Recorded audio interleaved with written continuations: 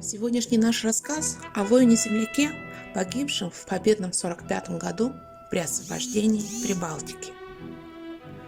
В 1945 году в выпуске газеты Сыктывдинского района «Колхозник» за 15 марта вышла заметка под названием «Танклен Шиньес» – «Глаза танка» с описанием боевого подвига молодого бойца Виталия Денисова. Вот что узнали о своем земляке читатели. Тяжелый танк гвардии лейтенанта Кузьмина вел бой, прорывая линию вражеской обороны. День был пасмурный.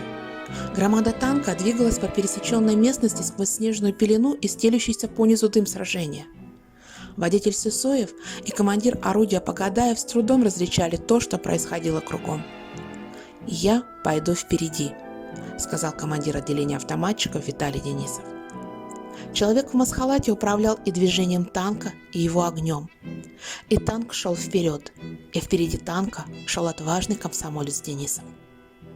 Когда Денисов выискивал очередную цель, на которую мог бы обрушиться танк, пуля вражеского снайпера угодила его прямо в грудь.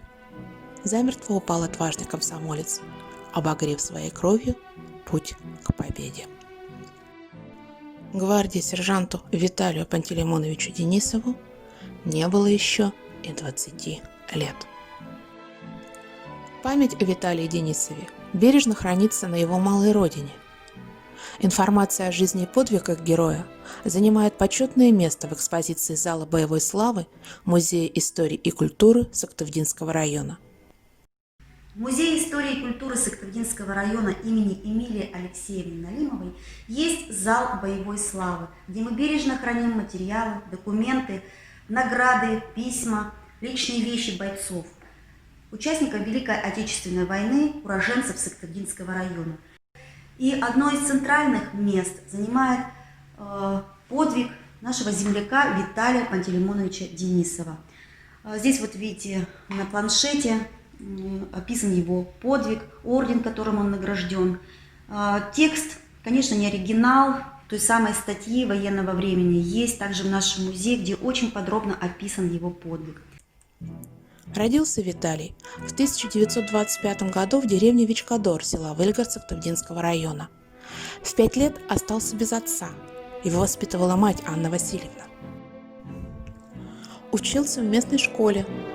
В ноябре 1940 года, после выхода постановления Совета народных комиссариатов о призыве городской и колхозной молодежи в ремесленное училище и школы ФЗО, он поступает в ремесленное училище номер 1 Затона-Красный Водник учиться на капитана. Здесь и застает его война. Досрочный выпуск новоиспеченных речников состоялся в мае 1942-го. По распределению Виталий попадает на Печору. Отсюда в 1943 году он был призван на фронт Троицко-Печорским райвоенкоматом. На фронте Виталий Денисов неоднократно проявил смелость и мужество. Об этом свидетельствует приказ по 15-му отдельному гвардейскому тяжелому танковому полку от 18 октября 1944 года. Нашего земляка наградили особо уважаемой и ценимой среди фронтовиков медалью «За отвагу». Командование отмечало, что автоматчик гвардии сержант Виталий Пантелеймонович Денисов в боях за хутор Азоли, наступая совместно с танками, уничтожил 3 немецких солдат и вынес тело героя Советского Союза гвардии младшего лейтенанта Тырина с нейтральной зоны. В боях на Первом Прибалтийском фронте товарищ Денисов неоднократно ходил в разведку, доставлял ценные сведения о противнике. О том, как Виталий Денисов воевал, рассказывает и письмо, присланное командованием части матери героя после его гибели. «Дорогая Анна Васильевна, расскажу все, как было с Виталием. Впервые он прибыл к нам в марте 1944 года, когда после ожесточенных боев на Украине формировалась наша часть. В первом бою, в котором мы участвовали, ваш сын удивил всех своих бесстрашием. Командир части вручил ему тогда медаль за отвагу. После этого он много дней и ночей проводил на фронте в окопах и блиндажах, часто вспоминал о вас, о своем родном селе, где провел свое детство. Потом, наступая, мы прошли с боями до берегов Балтийского моря. На пути мы видели много развалин и замученных мирных жителей. Виталий смотрел на это и сжимал кулаки. Чем больше он видел сожженных домов и убитых мирных жителей, тем сильнее закипала ненависть к врагу, тем яростнее он дрался.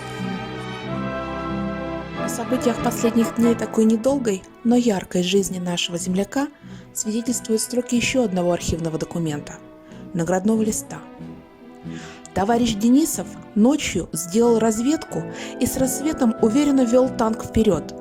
Немцы неоднократно контратаковали наши боевые порядки. Денисов со своим отделением дважды участвовал в боях, отбивая яростные контратаки противника.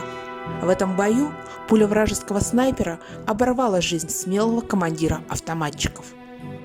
За этот подвиг он был награжден орденом Отечественной войны первой степени, посмертно.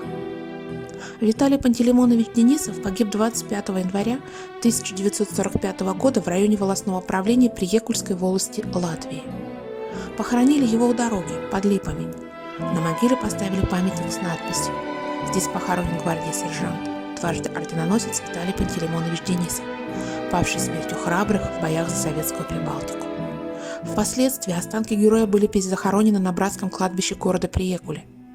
Здесь взметнулась ввысь многометровая гранитная фигура матери с высоко поднятым на руках ребенком. И, кажется, ее уста шепчут ему: «Смотри, сынок, что такое война. Здесь лежат 23 тысячи освободителей нашей земли от фашизма. Вырастешь, не допусти повторения. Ведь, как сказал Роберт Рождественский, знать надо, чтобы помнить. Помнить, чтобы не забывать».